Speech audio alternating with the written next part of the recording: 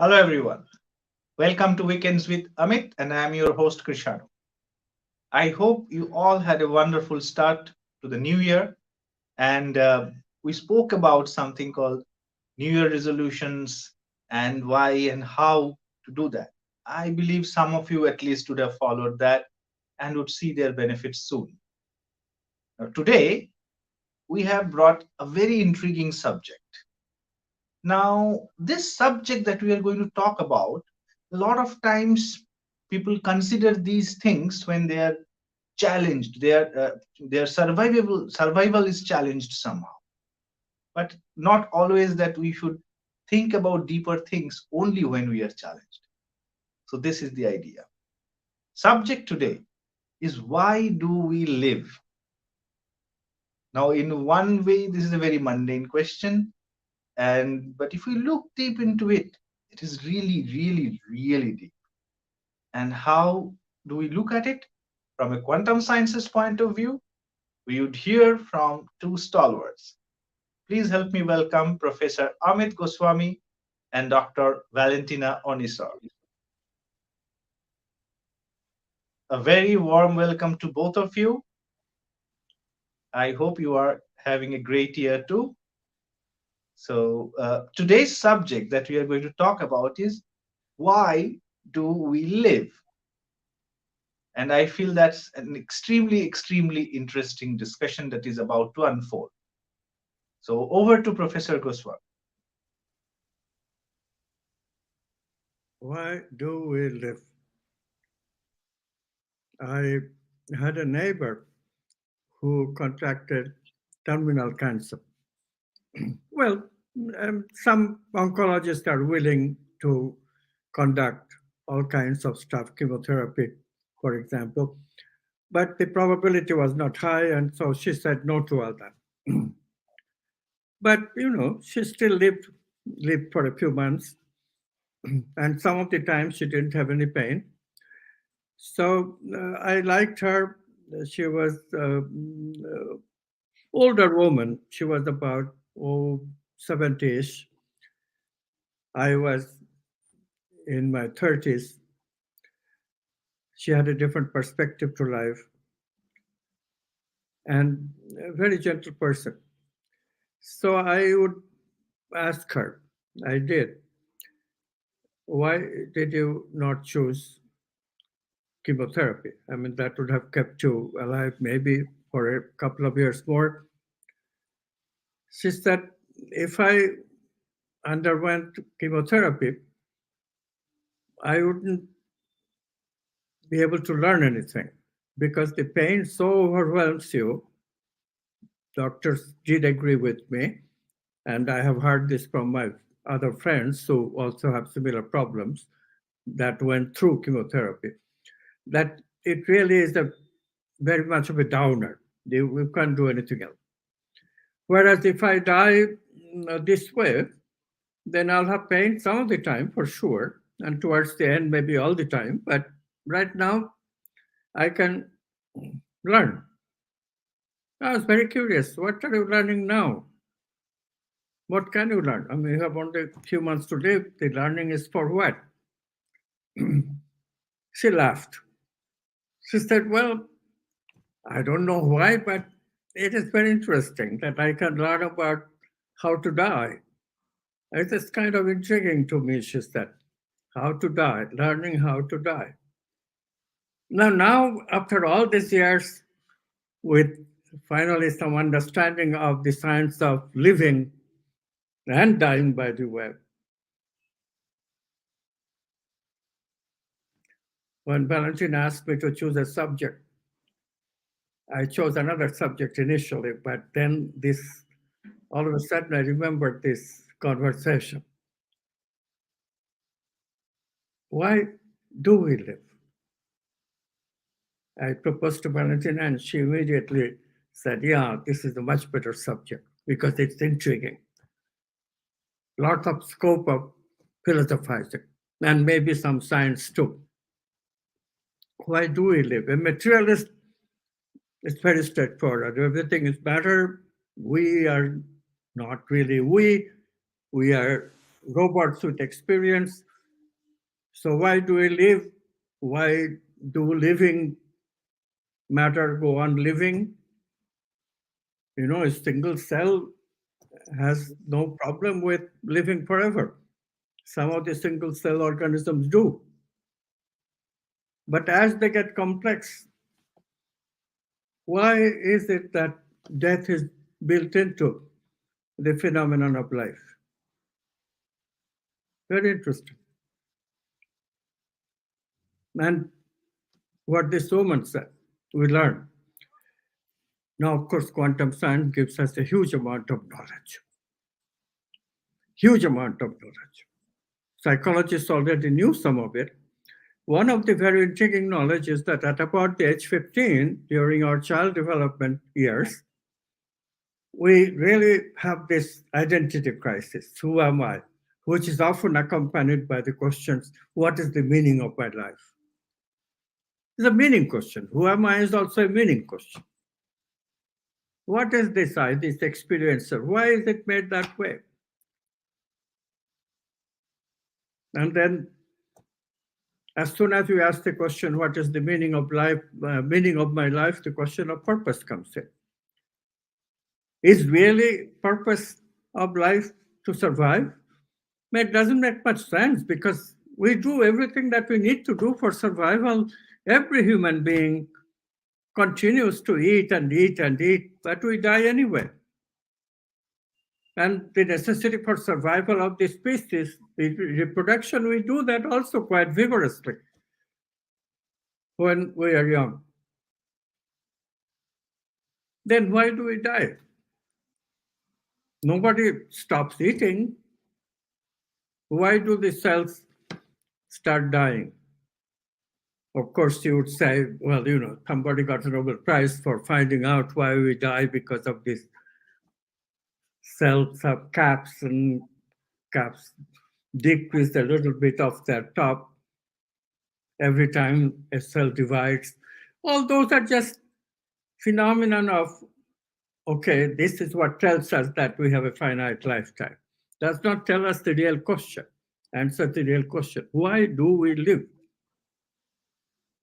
If it is just to die, then religions are right.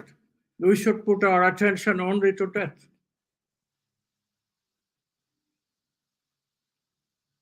That's not it either. Does not make sense. And then this child development question. Why do we get this question? What is the meaning of my life? What is the purpose? Is there higher purpose? So after all these years, as you know, today's world is divided into two tenets. One tent believes in materialism, the other tent believes in anti-materialism, religion to some extent, but anti-materialism is better way of putting it. Why did it get this way? Look at look at the situation this way. You know, human beings divide themselves in things in duality. We think better if we always ask the question, okay, let's ask the opposite. Duality. And then we decide. But sometimes we have dichotomies. People have dichotomies, they prefer one side of duality more than the other side. A fundamental dichotomy is inner outer dichotomy. Inner outer dichotomy means that some people will prefer the inner more and some people will prefer the outer much more. If you analyze the worldview problem, you see that the materialists are who prefers the outer. That's why they prefer everything is matter. Inner doesn't matter to them. So for them, the question is trivial. Why do we live? We don't live because there is no we. But for people who live in the other tent, this question becomes intriguing because they prefer the inner. And among these people who prefer the inner, there are some people like you and me, you who are listening and me who is speaking, who actually have a facility for the inner that is capable of balancing the two. Why? Because the inner is not stale for us. Inner is dynamic. Inner gets new information, new purpose, new meaning constantly through a phenomenon called intuition. Meaning comes through intuition. Purpose comes through intuition. Now you are getting the clue of why we live. So when we have this access to intuition, and we are inner, but not inner as a reaction to materialism, not anti-materialist inner, which leads to all kinds of irrational thinking. People call it conspiracy theories, not entirely wrong. But this is different. This is creativity. With this, we can balance outer and inner. So maybe the idea is to achieve wholeness. Why do we live? Because our life as is not balanced. Initially, we are unbalanced between lower needs and higher needs. Then we grow up a little, a few incarnations, and then we turn to higher needs. We get a little bit more balance between lower and higher. But still, we have to balance these dichotomies. And one of them is inner outer dichotomy, which can be balanced only by bringing the creative dynamics into our life.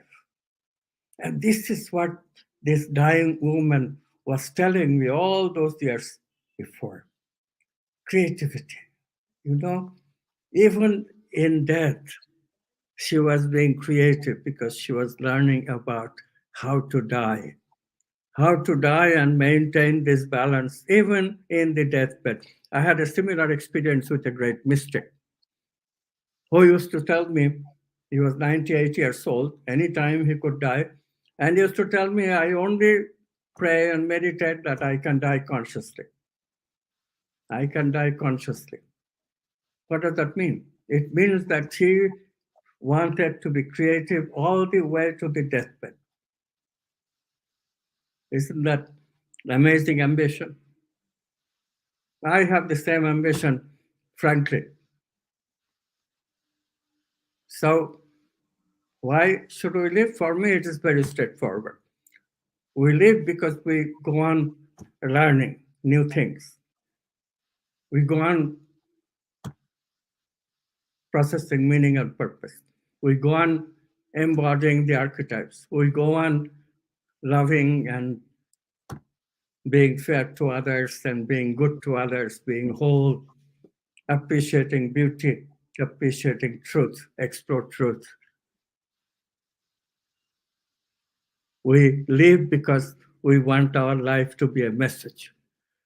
It's not just Gandhi who said, my life is one message. Everyone who lives this way can say that. My life is my message. So, what message are you going to live this year, 2023, that others can learn from? Think about it. Valentina? Right. And by the way, so in order to be able to have this attitude, of course, it takes a lot of courage. And a person who didn't live his life or her life at fullest, it's always with breaks, then you will not be able to have this attitude. I mean, I had the chance to see some people having this attitude, and it's really inspiring. But again, it takes courage, and that's why we will have this soon. We'll have a wonderful workshop in India. It's called the Hero's Journey, because again, engaging in creativity and also preparing for this moment, it is courage and creativity. And also, what you said, Professor Goswami, it makes me think to a story. So there was this king and his advisor, and the king said, I read in the stars that everyone who will eat from the next harvest, they will get mad. So I wonder what to do.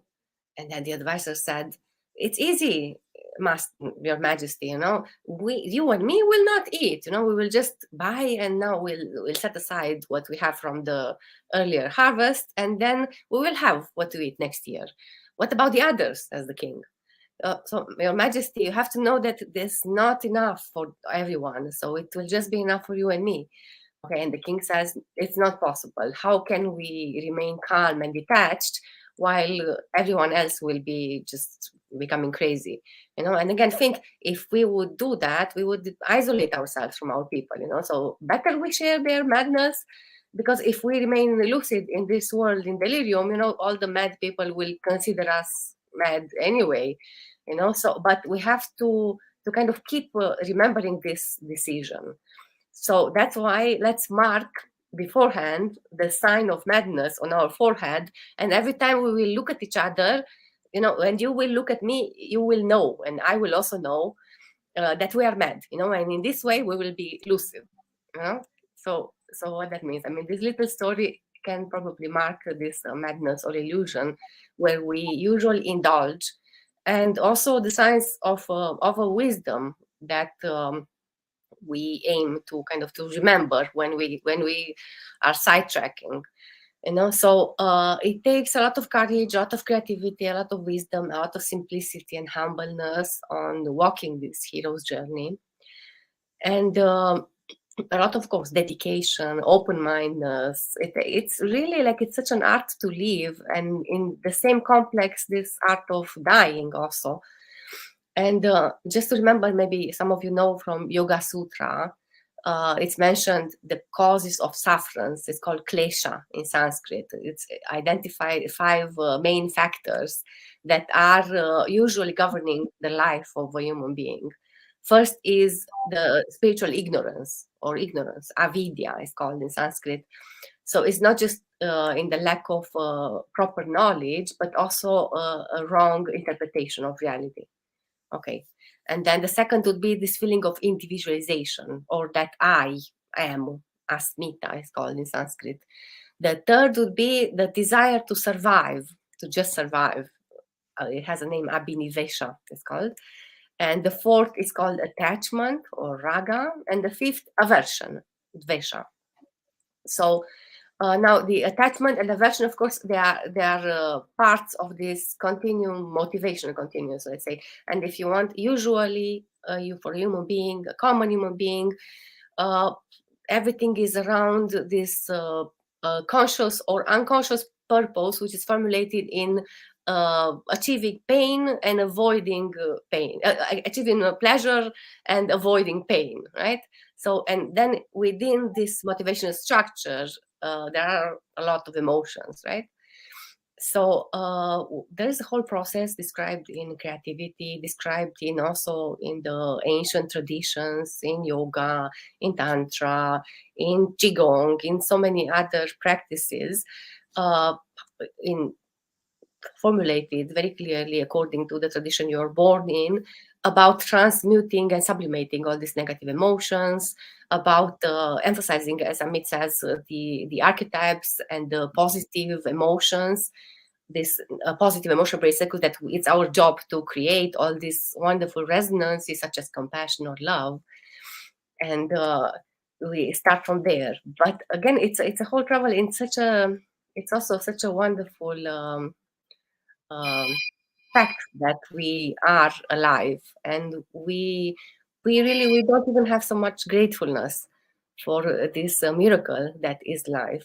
And again, we have to see, not just looking outside, but also looking at ourselves right now, where we are, what happens with our aspiration, which is more than just a motivation. How are we with doing? How are we with being? So there has to be a hunger for transformation, a curiosity there. And again, of course, if you live in a community, or you have at least one person, a teacher or a doctor or a friend, to inspire you, it's easier then to continue this journey and to discover all these wonders that is there awaiting. Because it's really like, as I'm seeing patients, and I'm seeing my parents and so many other people around me, and myself as I went on my journey, all I can say is that it's so much mystery in this life that you cannot contain it with the mind, that's for sure. Amit?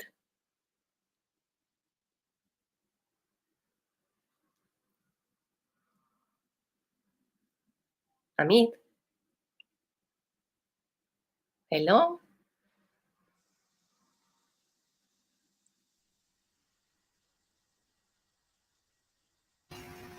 We need to wait for 2 3 minutes. One parcel has already come, and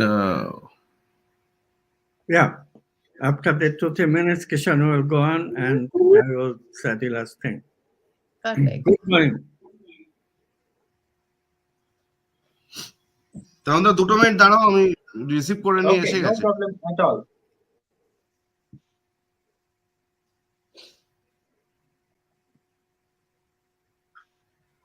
This is going good so far. Uh-huh. Mhm. Yeah, we did it almost. Almost, yes.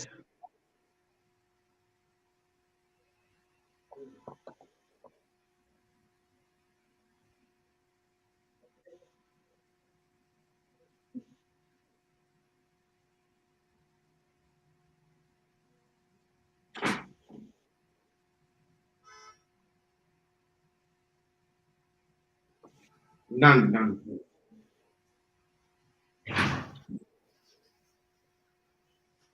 আচ্ছা, sorry, এখানে যে Valentina কথা বললো, ওই কথা বলাটা শেষ হবে, ওখান থেকে তুমি ঢুকবে। ভ্যালেন্টিনা কথা বলার পরে অমিত বলেছে তুই একটা কাজ কর, তুই ডাইরেক্টলি দাদুকে দিয়ে দে। ওকে, Mhm. Directly, আমি ওইটুকু কেটে দিতে চাইছিলাম। হ্যাঁ, আমি ওইটুকু কেটে দিতে চাইছিলাম যে অমিত যেখানটা ঠিক বললো আছে, ওটা okay. কেটে।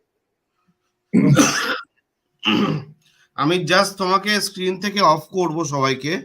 ভ্যালেন্টিন, ও I will keep Valentina on screen, then I will enter Krishanu, then Krishanu starts speaking. okay.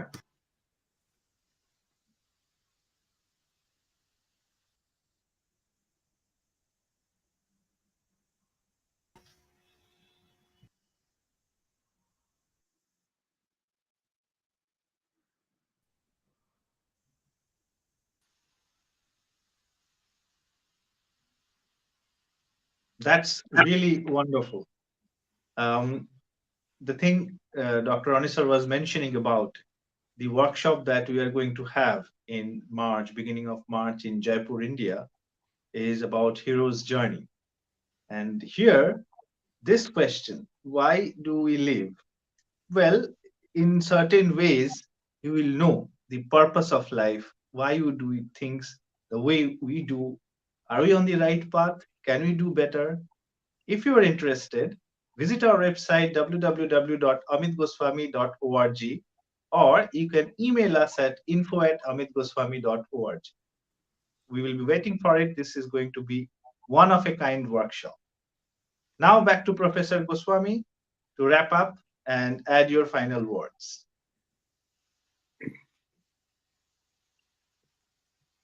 Actually, quantum physics does lead us to a very convincing theory of reincarnation.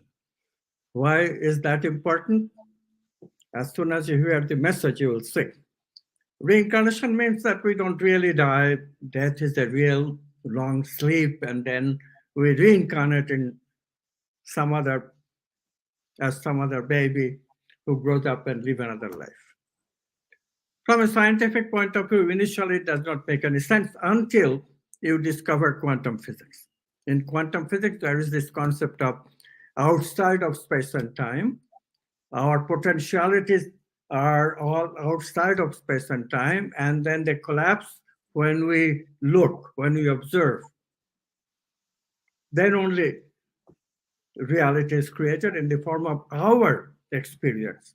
Very different from the materialist model, where we don't exist, it's all matter. And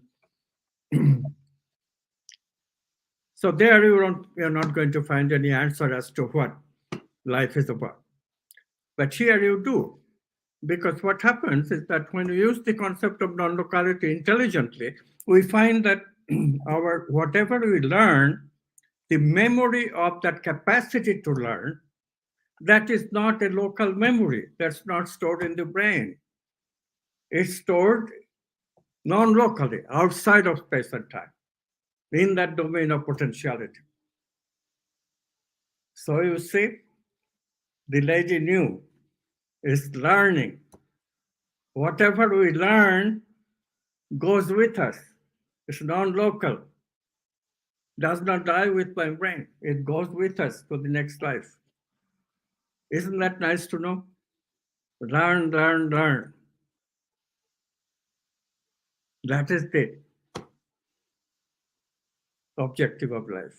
Why do we live? To learn, to build a character that I'll take with me in the next life so that I become more and more whole in my approach to life.